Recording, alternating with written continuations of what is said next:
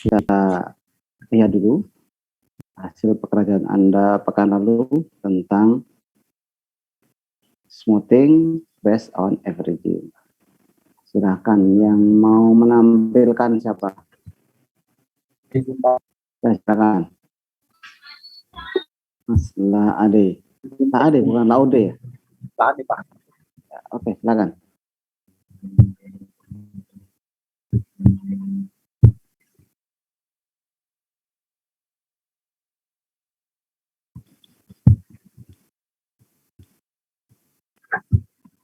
Baik,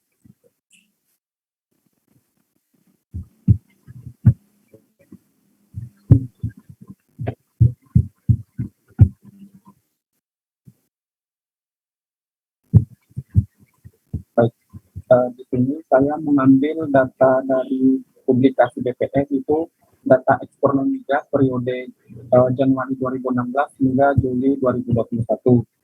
Nah, setelah dilakukan pengolahan, diperoleh estimasinya itu ini untuk estimasi yang menggunakan metode simple average, sedangkan ini untuk peramalan yang menggunakan single moving average, dan yang ini untuk estimasi untuk menggunakan metode double moving average.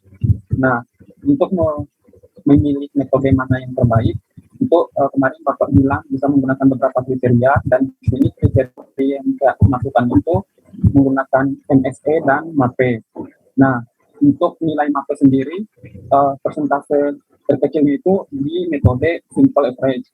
Sedangkan, tapi di sini saya memilih model terbaiknya itu adalah model metode double moving average, karena pertimbangan antara MSE dan MAPE, walaupun MAPE simple average itu kecil, namun melihat MSE-nya itu lumayan besar. Sedangkan kalau kita melihat di metode double moving average, di sini nilai MAPE-nya itu nilai MAPE-nya itu tidak jauh berbeda dari nilai MAPE simple average, dan nilai MSE-nya itu yang paling kecil. Nah, untuk lebih jelasnya juga itu kita bisa menggunakan grafik. Ini grafik pertama itu dia dengan menggunakan metode simple average, itu dimana yang grafik warna biru itu menunjukkan nilai data sesungguhnya, sedangkan yang warna coklat itu dia grafik untuk hasil peramalannya. Nah, ini grafik satu itu untuk menggunakan metode simple average, sedangkan grafik 2 itu menggunakan single moving average, dan yang ketiga itu dia menggunakan double moving average. Nah, dari ketiga grafik saja ini kita bisa melihat bahwa dengan menggunakan metode double moving average itu nilai ramalan itu sangat mendekati nilai sesungguhnya. Nah, dan kemarin juga Bapak bilang bahwa dari datanya itu kita sisakan satu data dan tanpa perlu dimasukkan dalam pengolahan untuk menguji apakah benar metode yang kita pilih itu adalah metode yang paling mendekati nilai sesungguhnya. Nah, di sini nilai Juli, nilai ekspor non migas pada bulan Juli itu dia sebesar 13.328,6 US dollar. Nah, dari hasil peramalan itu untuk menggunakan simple average, dia itu diperoleh nilai ramalan itu sebesar 11.500-an, sedangkan di single moving average itu dia 11.900-an. Sedangkan untuk menggunakan metode double moving average itu dia nilai ramalan itu 13.600. Nah, di sini sudah kelihatan bahwa yang paling mendekati nilai sesungguhnya itu adalah dengan menggunakan double moving average. Ini cukup sekian, Pak. Terima kasih Mas Lade, bagus sekali. Apa yang dilakukan ini simple dan clear ya, membandingkan antara simple average, moving average, dan double moving average, dijadikan satu tabel, langkah-langkah juga clear. Cuma satu pertanyaan nih Mas, ketika menghitung misalkan yang gambar nih, kita lihat gambar sebelah ini ya, yang itu yang double moving average. Ini kan sebenarnya yang merah itu baru mulai bisa dihitung setelah bulan apa itu harusnya? Bulan Januari, Pak. Januari. Ya, harusnya itu baru bisa dihitung ya. Artinya Ya, Pak. yang di awal-awal itu mestinya tidak perlu ditampilkan merahnya. Jadi dia blank saja, blank. Kita menggambarkan blank. Nah, ketika menghitung MAPE dan MSE-nya berdasarkan yang mana? Menghitung MSE dan MAPE-nya, Pak. Dari errornya, Pak. Coba kita lihat di situ. Di atas.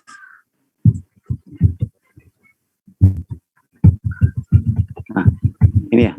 Yang ini ya, ya. Ya, Pak. Yang hanya yang ada ramalan saja kan ya? Iya, Pak. Ya, pembaginya juga disesuaikan ya? Iya, Pak. Ya, oke, itu baguslah. Begitu caranya. Yang simple average itu begitu tinggi. Yang paling tinggi yang simple ya, kalau dari situ ya.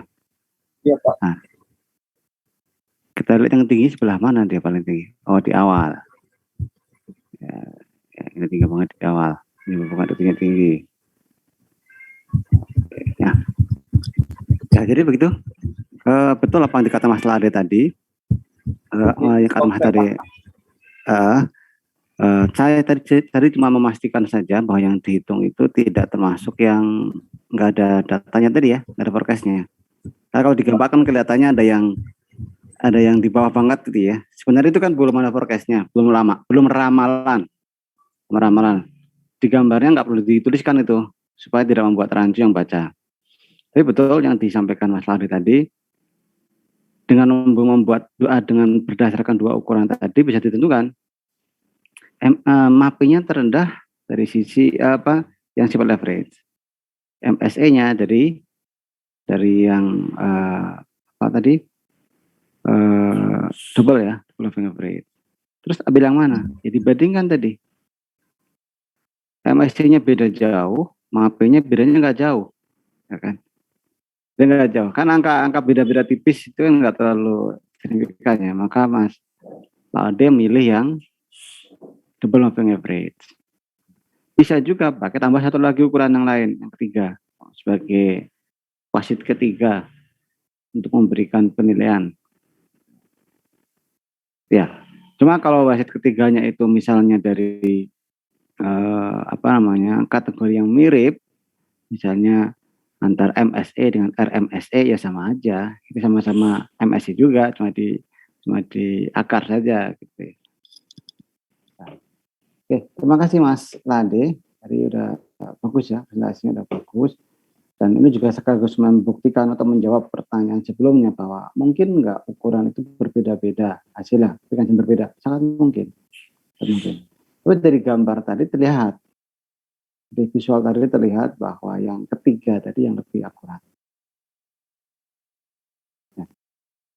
Kemudian dicoba dengan satu data terakhir yang tidak diikutkan sebagai validasi juga menunjukkan hasil yang ketiga yang lebih akurat. Jadi betul ya, 13 sekian, tidak mana 13 sekian juga benar-benar tipis dibandingkan dengan yang lain. Makasih Mas Ade. Mau satu lagi? Mbak Ida lagi. Ya, oke, silakan. Mbak Ida ini rajin untuk menunjukkan hasilnya.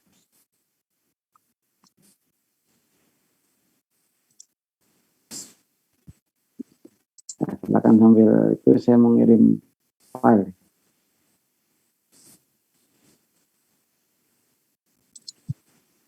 Bentar, Pak. Ya, oke, nggak apa.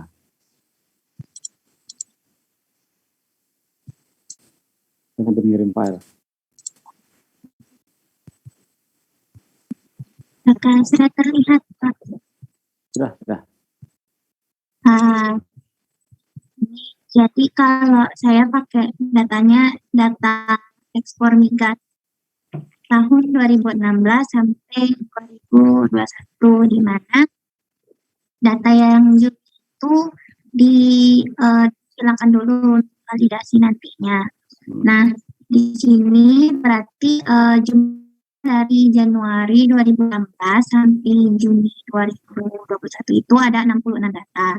Nah, untuk simple average itu akan ada 65 data yang di forecast, Pak. Jadi nanti di sini saya untuk melihat mana yang dipilih itu pakai MAPE sama membandingkan gambarnya nanti ada di belakang Pak. Nah, di sini tuh berarti untuk nilai MAPE yang simple average ini tuh dibagi N-nya itu sebanyak dengan jumlah forecast-nya yaitu 65 Pak. Nah, diperoleh ternyata untuk yang simple average itu adalah 27,84. Kemudian untuk moving average ini karena periode datanya tahunan berarti N-nya ada 12 untuk itunya. Nah, kemudian MAPE-nya ini berarti ada sebanyak data yang di average mulai dari 2017 sampai 2017 Januari sampai Juni 2021. Nah, diperoleh nilai MAPE-nya itu adalah 22,29. Nah, kemudian satu lagi itu double moving average.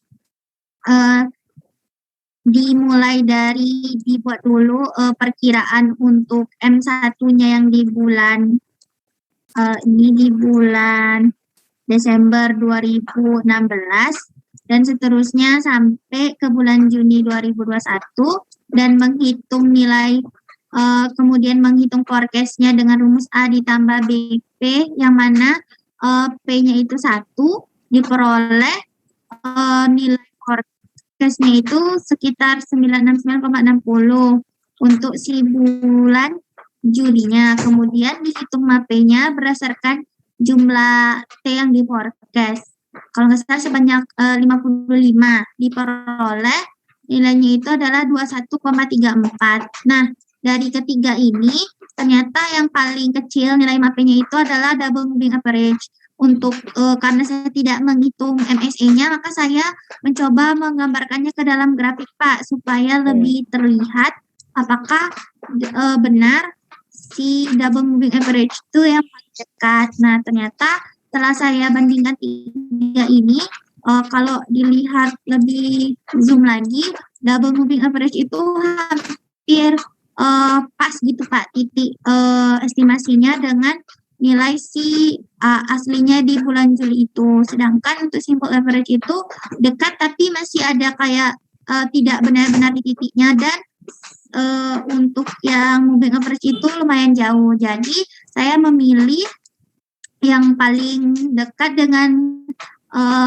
forecast-nya itu dengan data aslinya itu adalah double moving average dengan MAPE 21,34 dan nilai forecast-nya 969,60 US dollar.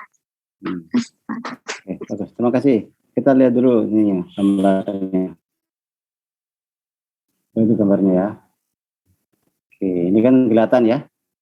Ini kelihatan mulai di sinilah di forecast. Kalau kita lihat yang simple average itu cenderung lurus memang. Karena juga namanya simple average kan rata-rata ya. Nah, kalau yang moving average, ini kenapa lurus yang simple? Karena datanya tidak naik terus. Ya kalau dia akan naik terus sih. Ini karena dia naik dan turun yang menjadi seperti tadi. Smoothnya lebih rata. Kalau moving average, ketika ada trennya naik, ramalan cenderung di bawah. Ketika trennya itu turun, cenderungnya turun, maka dia cenderung di atas. Kelihatan itu ya. Kelihatan kan? Sampai dengan November 2018, itu garis ramalannya hampir selalu di bawah. Karena trennya naik. Sementara mulai Januari ya, Desember 2019 itu cenderung di atas ramalannya karena trennya turun. Nah, mulai November 2020 sampai 2021 kembali di bawah karena dia trennya naik. Kalau moving average, kalau kita double moving average tadi, nah, dia cenderung lebih smooth ya, lebih ke atas sedikit, ketika turun juga dia agak ke atas sedikit. Yang berbeda di bawah ini memang yang terakhir itu sementara begitu. Nanti kalau berikutnya dia akan lebih menyentuh lagi ke atas. Oke. Jadi ini tampaknya sudah pinter-pinter melakukan ini.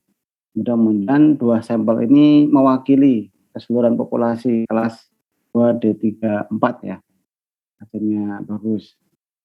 Bagus, walaupun kerjanya cuma 1 jam ya, tapi ternyata cepat mengerjakannya. Ya. Terima kasih Mas Laude dan Mbak Indah. Izin stop share, Pak. Kira itu ya, cukup ya. Hari ini kita akan membahas materi yang lebih menantang, terutama kalau kita menggunakan Excel, menantang ini. Nah, si smoothing, sekarang kita tidak berdasarkan rata-rata,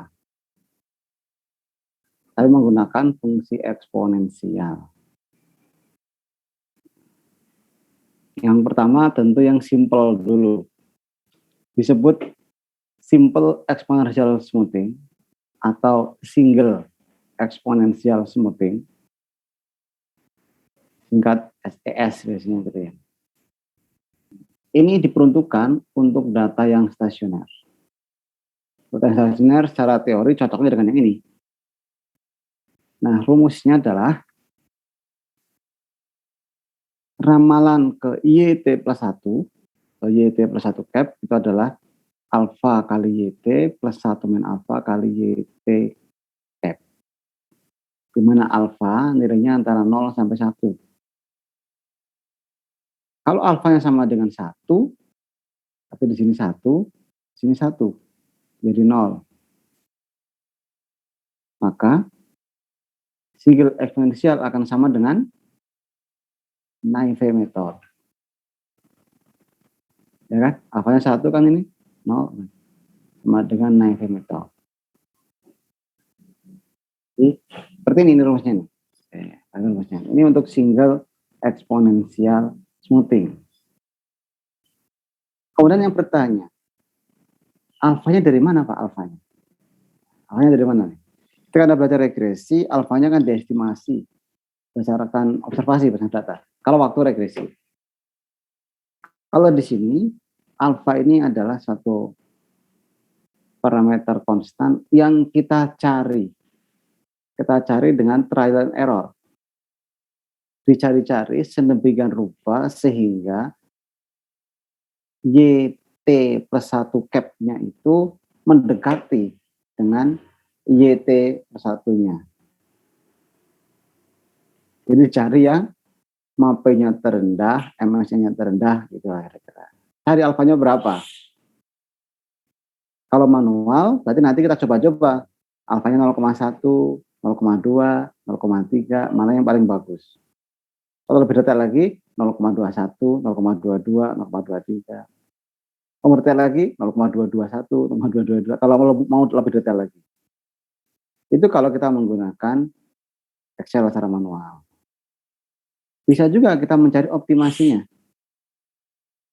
Optimasinya, artinya kita cari alfanya berapa yang memberikan hasil yang paling bagus. Bisa saja. Bisa saja, langsung dicarikan oleh komputer, bisa.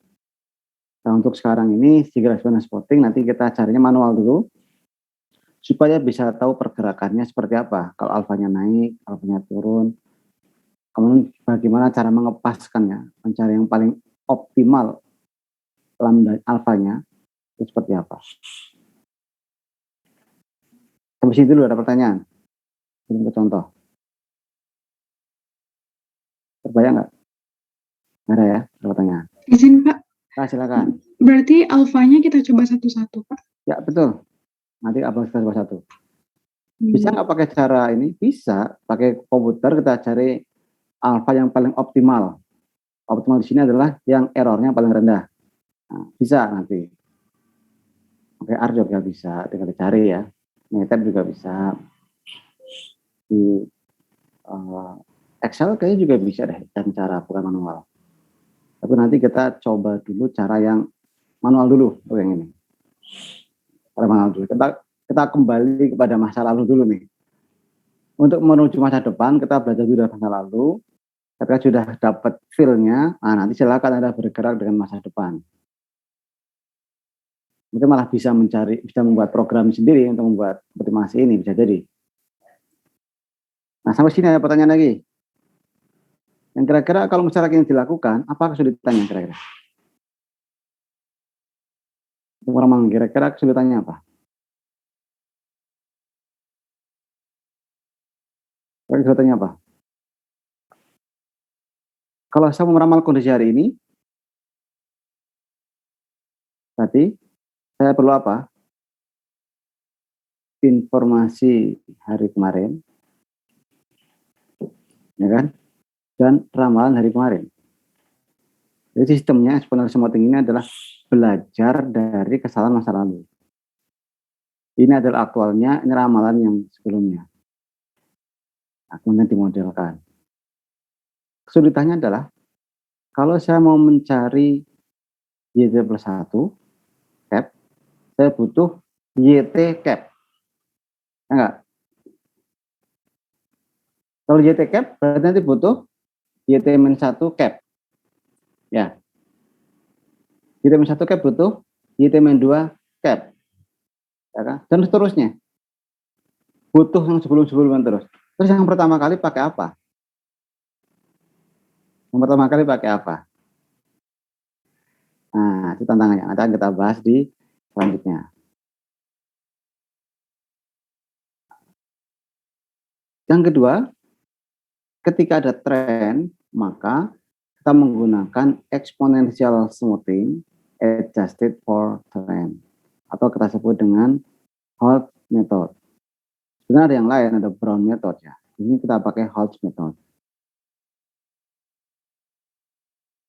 Atau disebut juga dengan double exponential smoothing, atau exponential smoothing dengan 2 parameter. Kenapa 2 parameter? Karena kita meramalkan di sini, kalau ini sekali saja, ini 2 kali. Yang pertama kita buat smoothing untuk levelnya, kita pakai A. Kalau di Hanke pakainya L. Ini pakainya L, di sini pakainya A. Nah, nanti kalau beda-beda tipis itu sebenarnya sama. Kemudian yang trennya adalah pakai T, sama di Hanke juga pakai T. Kemudian forecast-nya menggunakan ini. Forecast-nya adalah setelah ketemu AT, ketemu TT, P ini adalah berapa periode ke depan yang kita prediksi. Kalau misalkan Y T plus 2, artinya P-nya 2. Kalau misalnya kita mau cari Y cap, Y20 cap, Y20 cap, artinya kita harus cari dulu A19, P19, P-nya 1. Betul kan? Kalau kita sudah dapat yang 19 tadi, kita mau cari yang ke-25, tinggal T-nya 19 plus 6, 25. Artinya pakai AT19, T-nya 6, T-nya T19. Ya, ini mirip dengan yang di double makanya free tadi ya. Kalau di atas kita pakainya P-nya 1, karena datanya tersedia. Untuk yang paling bawah, karena kemarinnya 1 data, ya P-nya 1. Kalau kita meramal ke bawahnya lagi, misalnya tadi Mbak Aida meramal untuk yang Juli atau Agustus tuh namanya. P-nya 1. Kalau misalnya ke depan lagi September, P-nya jadi 2. Kemudian ke bawah lagi, P-nya jadi 3. Nah, ini juga mirip sama dengan itu. Cuma ini pakai fungsinya eksponensial. Nah, kira-kira masalahnya apa kalau di sini? Kalau kita melakukan ini, masalahnya apa kira-kira? Yang T-1. Ya, di sini nih. AT butuh TT-1. TT butuh AT-1. Kayak mana duluan ya? Telur duluan atau ayam duluan ini, bolak-balik ini. Nah, maka nanti kita butuh mirip dengan yang pertama ini. Kita butuh namanya initial value. Nilai yang pertama kali ditentukan. Ini kita bahas pada slide berikutnya. Sama dengan yang pertama. Tantangan berikutnya, kalau ini kita mencari satu alfa. Cari alfa yang memberikan ramalan paling optimal. Kalau di sini kita cari 2, alfa dan beta. Nah, alfa dan beta ini kalau kita manual udah mulai sulit. Kan kombinasinya itu antara alfanya 0,1 sampai 0,9 dikombinasikan dengan betanya 0,1 sampai 0,99 misalnya ya. Atau 0 sampai 1 lah. Antara 0 sampai 1, beta juga 0 sampai 1. Dikombinasikan. Kan sangat bervariasi. Banyak kemungkinannya. Banyak kemungkinan kombinasi dua angka ini. Terus ditanya ya di situ. Tapi kalau misalnya mau mencoba, bisa. Nanti dicoba menggunakan software juga bisa saja. Oke, yang ketiga, ketika ada seasonal, maka kita gunakan hot winter method atau triple exponential smoothing atau exponential smoothing dengan 3 parameter. Nah, kesulitannya mirip. Kalau tadi ini adalah kebutuhan untuk di level, ini parameter di trennya, ini parameter di seasonalnya. Di sini ada satu istilah baru. Wah, sini. Nah, ada L. Kalau di Hanken nulisnya S. S kecil nulisnya. Supaya nggak rancu dengan S besar, tulisnya pakai L. L itu maksudnya adalah length of seasonal. Sama dengan ke S ya, length of seasonal. Maksudnya length of seasonal adalah kalau misalnya data triwulanan, berarti setahun kan 4 triwulan, maka length of seasonalnya adalah 4. Kira-kira gitu. Kalau datanya bulanan, dalam setahun berarti length of seasonalnya adalah 12. Kalau harian, ya, kemungkinan L-nya adalah 7 atau 5. Namanya length of seasonal, panjang session ya. Panjang seasonal. Yang lainnya sama, kita cari AT, TT, ST, kemudian P-nya adalah periode ke depan yang mau diramal. Sebenarnya sama caranya ini, masuknya juga dimasukin rumus. Yang sulit adalah mencari alfa, beta, gamanya yang susah, yang paling optimal. Ya, kalau ada manual, ada mungkin tebak-tebak aja ini, gitu kan. Itu udah bagus cukup. Kalau yang paling bagus bisa dilakukan optimasi. Maka dulu yang seperti ini, karena ada kata optimasi di situ, otomatis itu mencari alfa, beta, gamma yang paling optimum. Paling optimum artinya memberikan error yang paling kecil. Dulu masuk dalam mata kuliah riset operasi. Sekarang tidak ada mata kuliah operasi. Maka di sini lebih ditekankan. Kesulitannya itu, yang kedua adalah sama di sini AT butuh TT-1, TT butuh 1, ST butuh TT-1 juga. Nah, jadi saling membutuhkan di sini nanti, sehingga perlu 3 initial value. Contoh sekarang kita contoh. Ini kok harusnya ada keterangan, jawab nggak ada keterangannya ya? Ini ada keterangannya, udah kasih keterangan Pak. Ini Hanke, ini apa gitu. Ada halamannya. Apa deh? Nah, ini contoh.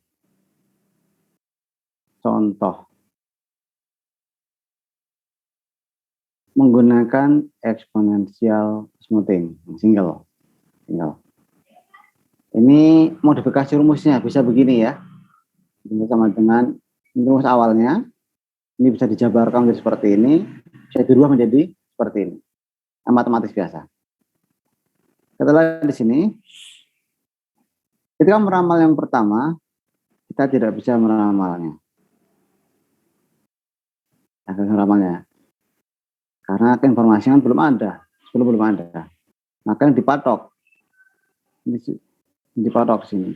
YT-1-nya anggaplah sama, 10. Cap-nya belum ada, maka belum bisa diramal. Nah, setelah kedua baru bisa diramal nih. YT-1 cap-nya berapa? Initial value namanya. Disamakan dengan sebelumnya, YT-nya ini. Dan sebelum YT-nya ini. Lihat ketemu ramalannya adalah 10. Ramalannya 10. Berikutnya, ya, udah mulai bergerak sekarang. Bergerak ke sini. Dimensional cap-nya mana? 10 dari sini angkanya. Nah, 10 ini dari sini.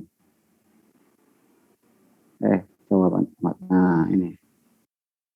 12 dari mana? Ya, dimensi 1. Yang ini kan. 10 dari sini. Ketemulah 10,2. Maka berlanjut terus ke bawah. Ini ramalan menggunakan exponential smoothing, single. Yang butuh yang mana? Ini loh, initial value itu yang ini. Yang kita memerlukan angka 10 tadi.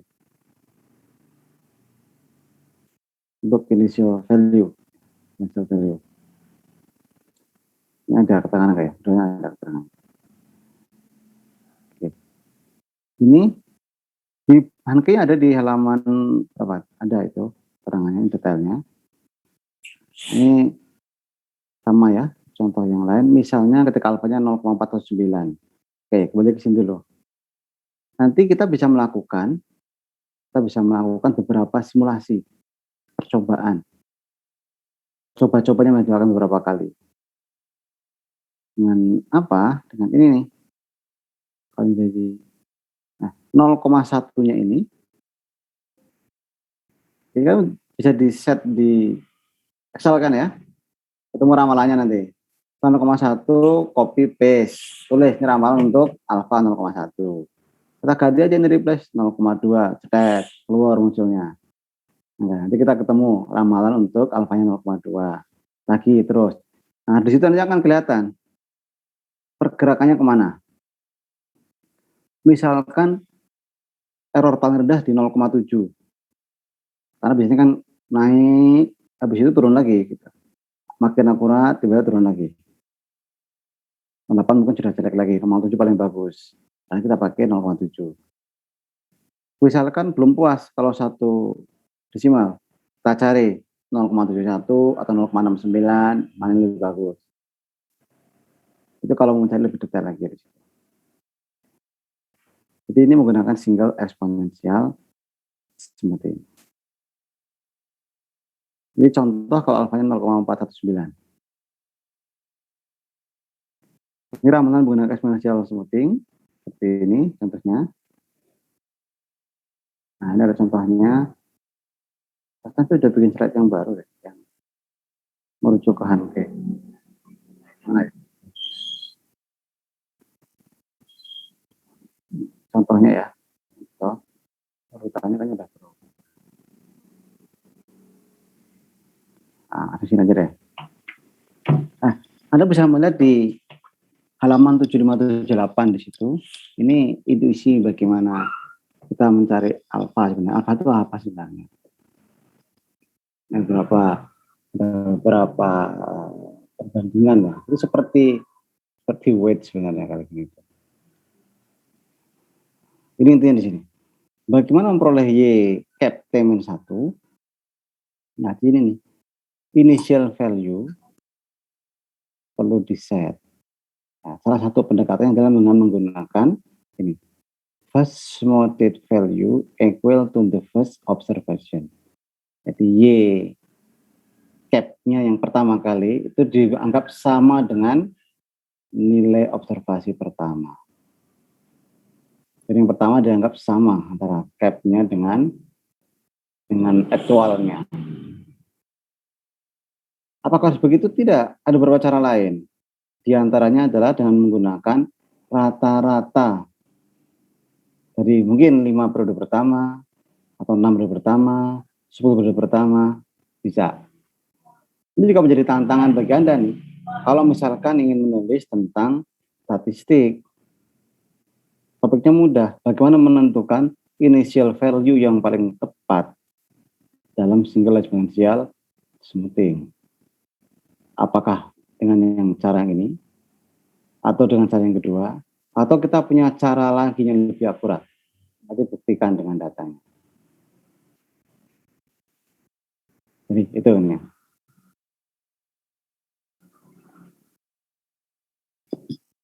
Sampai sini dulu ada pertanyaan untuk single exponential smoothing. Pak, izin bertanya Pak. Ya, silakan.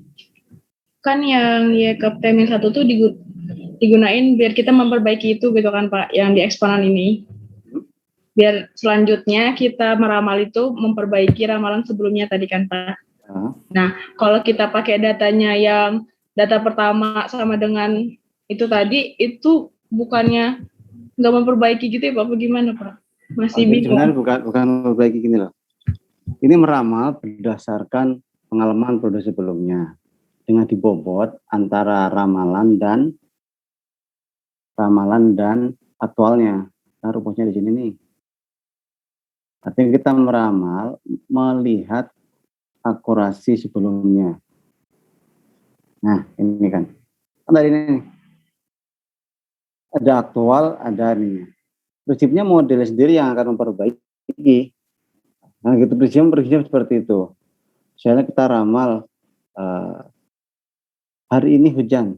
Nyatanya bisa hujan, bisa tidak. Besok ramal hujan bisa hujan, bisa tidak. Nah, itu disesuaikan di sini. Di mana bobot ini yang tertera ada di dalam buku Hanke halaman 75 tadi ini. Kendaraan bobotnya ini. Nah, yang ini nih. Ketika alfanya 0,1, kalau masuk rumus ya, ke T ya 0,1 ini bobotnya. Ini T-2 0,9, ini kita masukkan rumusnya saya. Dan kita rumuskan rumusnya ya. Contohnya ini. Yang lainnya ini sekian pokoknya. Jadi kalau total itu menjadi 10. Ini melihat apa namanya?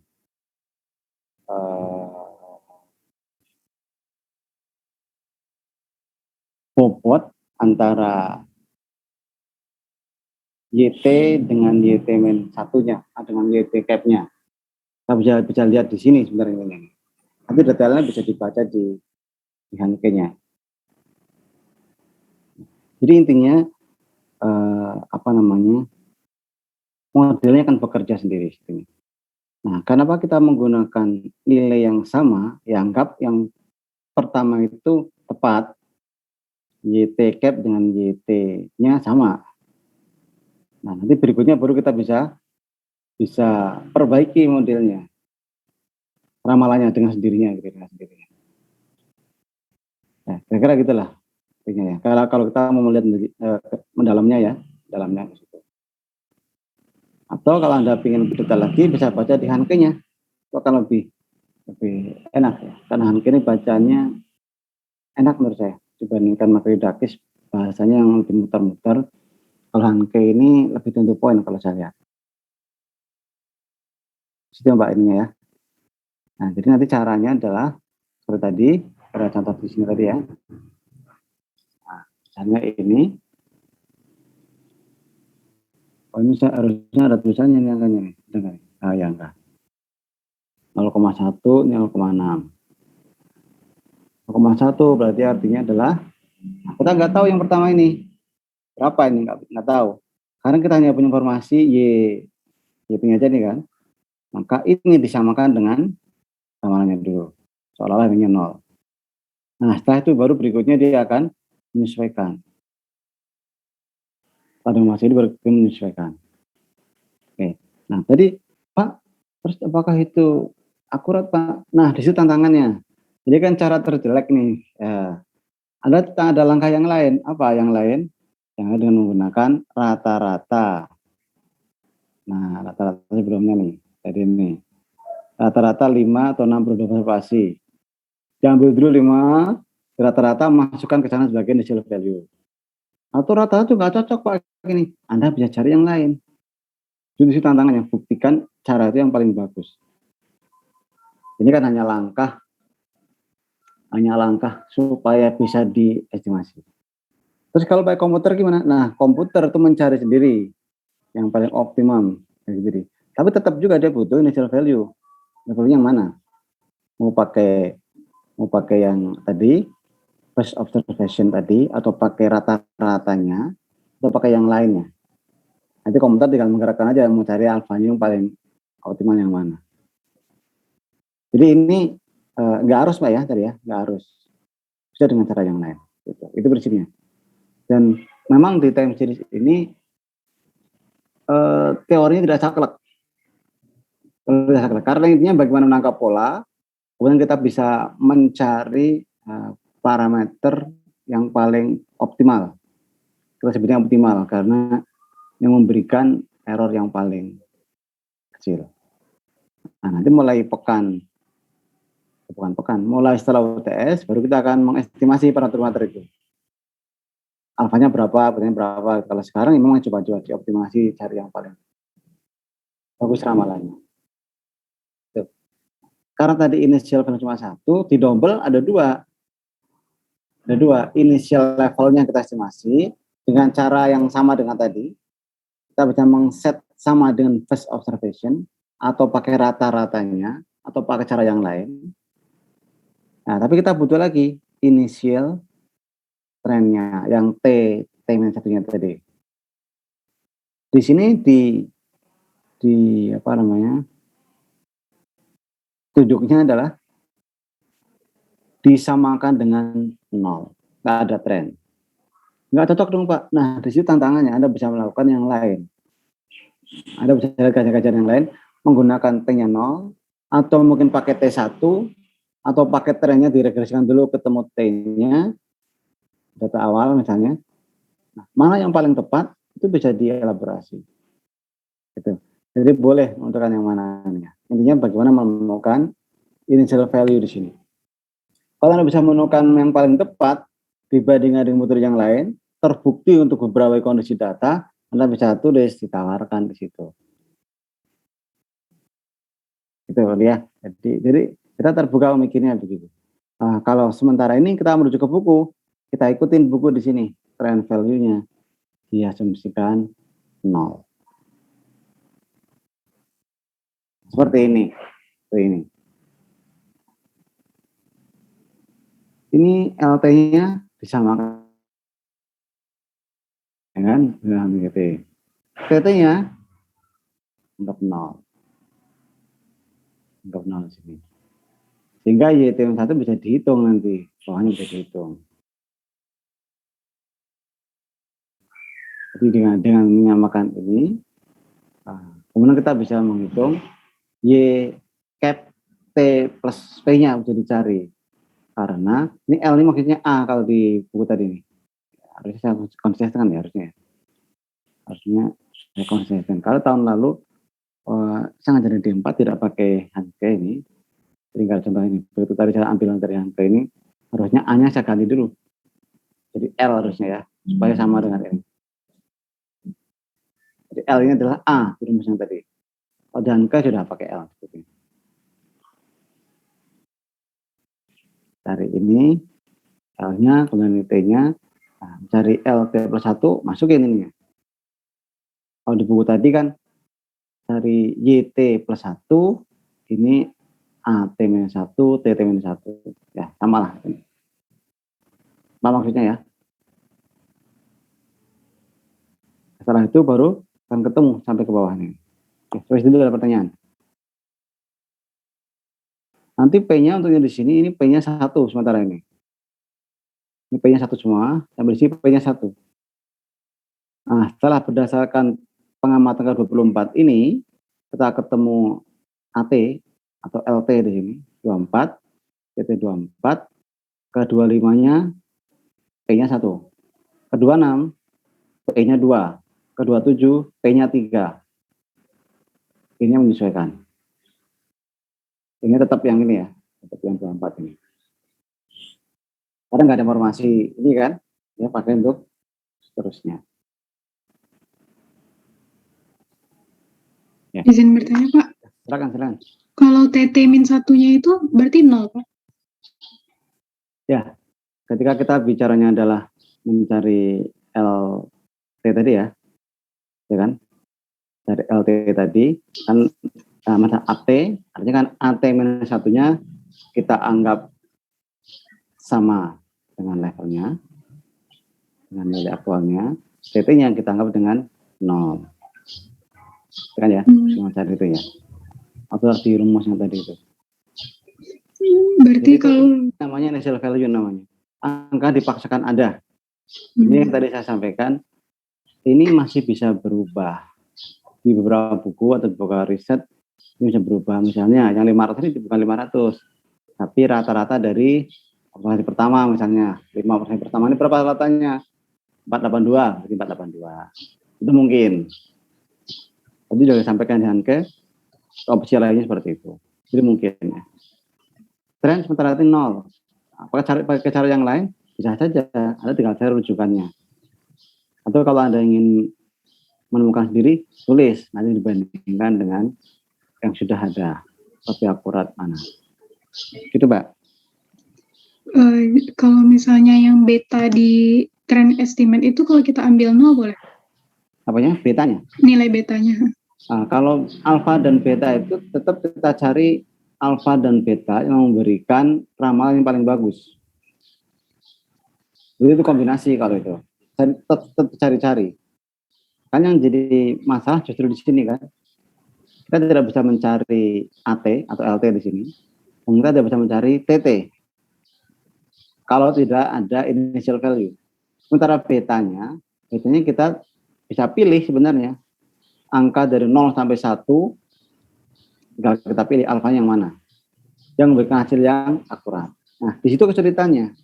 Karena kita harus mengkombinasikan berbagai angka alfa dan beta. Gitu kan ya? Oleh karena itu, mulai di Hodge method ini, alfa dan beta lebih sering dicari menggunakan komputer.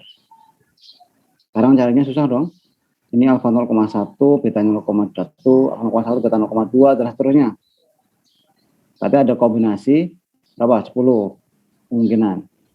Kan 0,2, beta 0,1, dan seterusnya 10 lagi.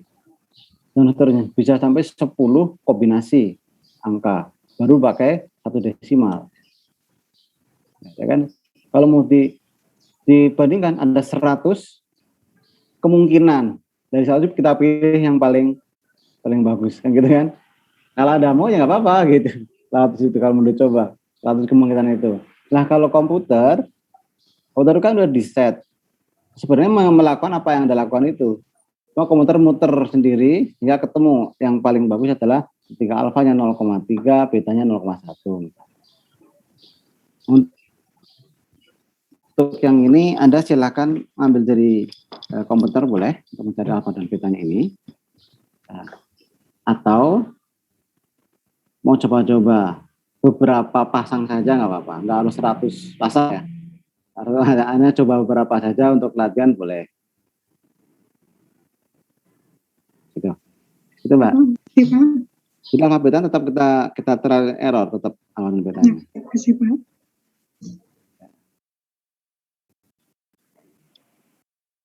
Oke. Ini contoh-contohnya.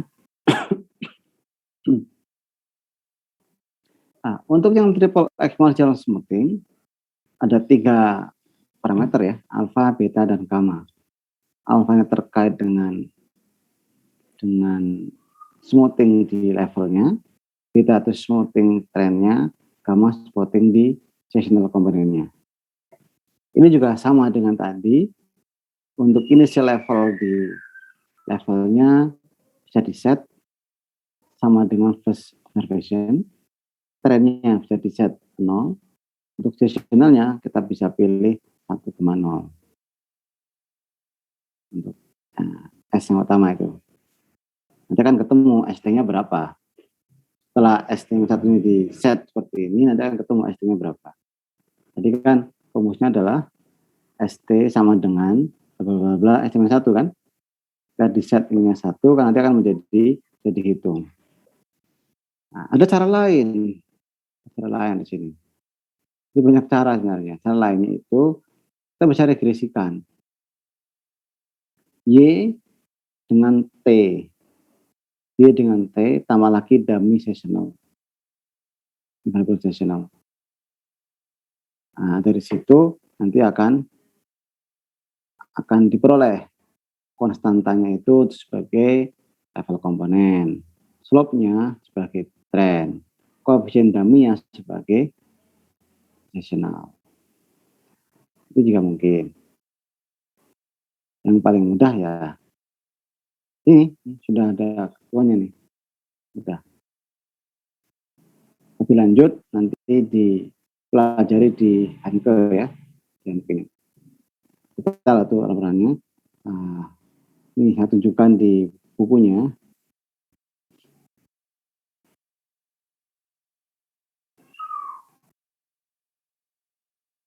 Nah, ini clear, jelas ini, ramalan jelas.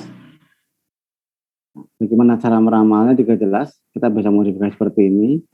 Ini clear ini, sangat detail menjelaskannya. Nah, ada contoh.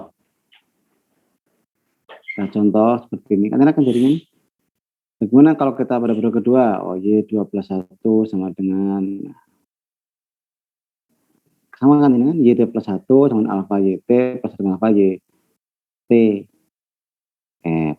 Sama kan ini? Errornya berapa? Sekian. Jadi ini enak untuk dibaca ini. Kemudian masuk ke ini. Ini gambar-gambarnya. Ini gambarnya gambar-gambar dari Minitab ini. Dari Minitab.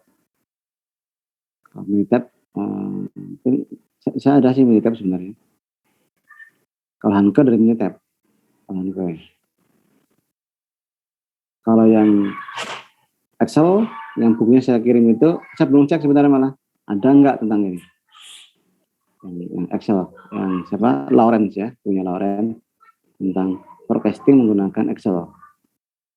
Itu bisa juga dipelajari. Oke.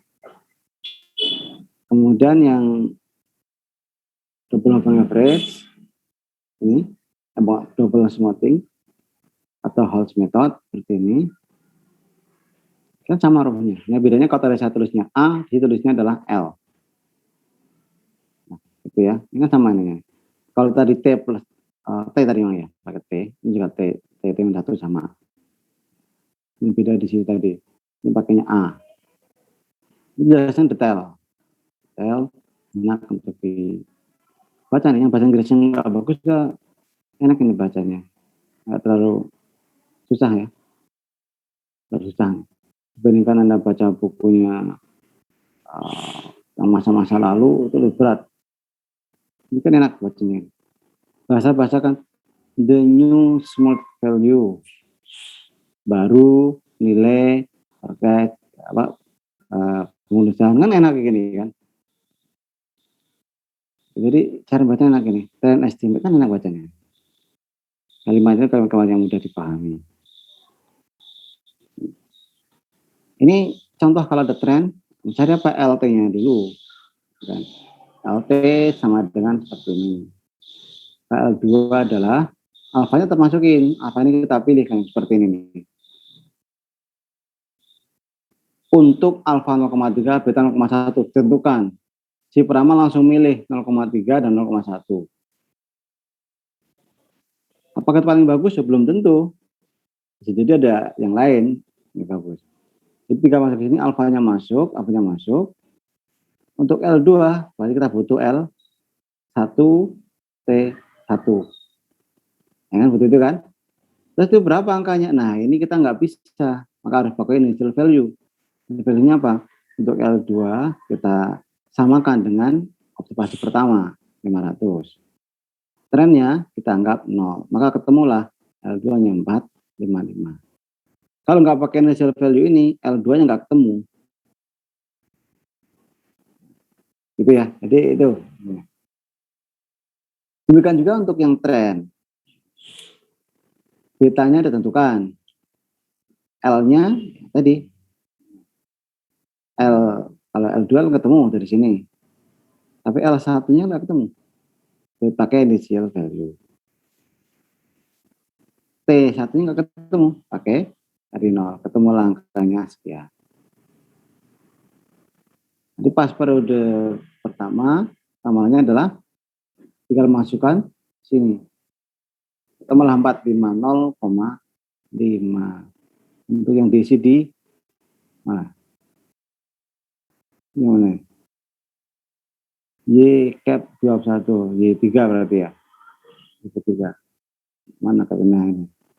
Maksimal 0,5. Ini kan bisa dihitung. Kita baru bisa hitung sampai sampai Y3. Karena kalau Y2 berarti butuh ininya belum terpenuhi. Betul kan? Baru terpenuhi ketika Y3 terpenuhi. Ramalan di sini masih 500 saja nih. Baru kita bisa itu ramalannya 450,5. Oke. Errornya ini bisa dihitung sini.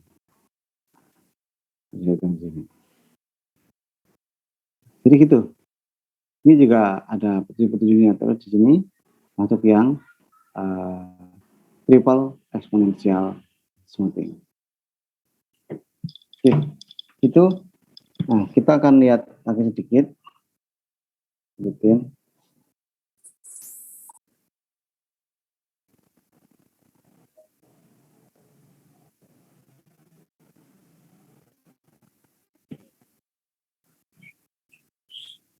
Ini kalau kita bisa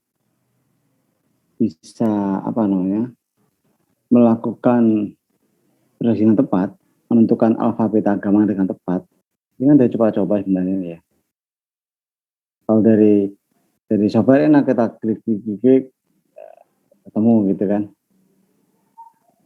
Kalau kita bisa menentukan dengan tepat, maka ramalan seperti ini kita bisa ramal dengan baik.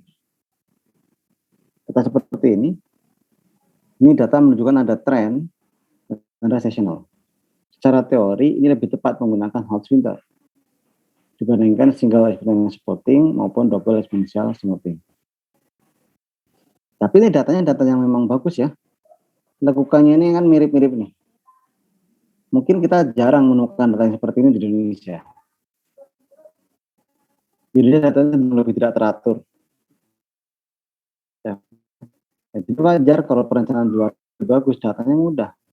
Tidak butuh statistik yang pintar. Kalau data yang memang polanya itu nggak jelas, butuh orang-orang statistik yang pintar. Seperti Mbak Nesya, Mas Ali, yang pintar-pintar dibutuhkan di Indonesia. Dan jangan ketika ini menjadi salah satu leader dalam pengembangan statistik di Asia Pasifik. Dan datanya yang sangat beragam, yang polanya juga tidak mudah diprediksi. Ini kan mudah ini, gampang gini kan. Ini adalah data penumpang pesawat dari jam 49 sampai 60. Masa-masa Anda belum lahir. Jangan-jangan orang tua juga belum lahir. Nah, sekian nih. Dan ternyata yang menaik pesawat itu udah banyak nih. Tapi gini, udah 100 lebih. Tapi ya kalau anak D3 saya yakin sudah pernah naik pesawat semua ya. Yang D4 biasanya tingkat 3 itu berharap untuk bisa naik pesawat pertama kali melalui PKL. Kalau D3 kayaknya orang-orang yang sudah berpengalaman D3. D4 terutama dari Jawa belum pernah naik pesawat. Kecuali orang-orang yang memang punya kelebihan khusus lah. Nah, sekarang kita lihat di sini. Kalau kita menggunakan single exponential smoothing, hasilnya begini. Tidak terlalu bisa menangkap lekukan-lekukannya ini. Dan kalau pakai double exponential smoothing, ini belum terlalu bisa menangkap.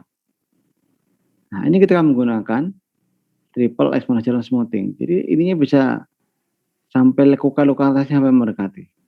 Ini untuk data yang memang bentuknya sangat kelihatan, tren dan seasonalnya. Untuk data Anda mungkin yang nggak seperti ini. Dengan hasil ramalan seperti punya Mas Ade atau Mbak Aida tadi, itu sudah cukup bagus itu. Dengan ramalan seperti itu. Nah, untuk tugasnya yang sekarang ini, tugasnya ini mungkin perlu pendalaman lebih ya, supaya tenang. Ini dikerjakan di kelas pas di luar kelas. Mungkin 1 jam nggak cukup kayaknya, bisa ditambah di luar kelas. Tapi sengaja ini dipercepat selesainya supaya tidak terlalu banyak menyita waktu di luar kelas. Nah, tugasnya adalah pertama sisihkan dulu 5 periode terakhir. Data 5 periode terakhir. Kalau sebelumnya kan 1, sekarang 5. Naik sekarang nih. Naiknya. 5 periode terakhir. Kemudian buat model eksperimen smoothing-nya.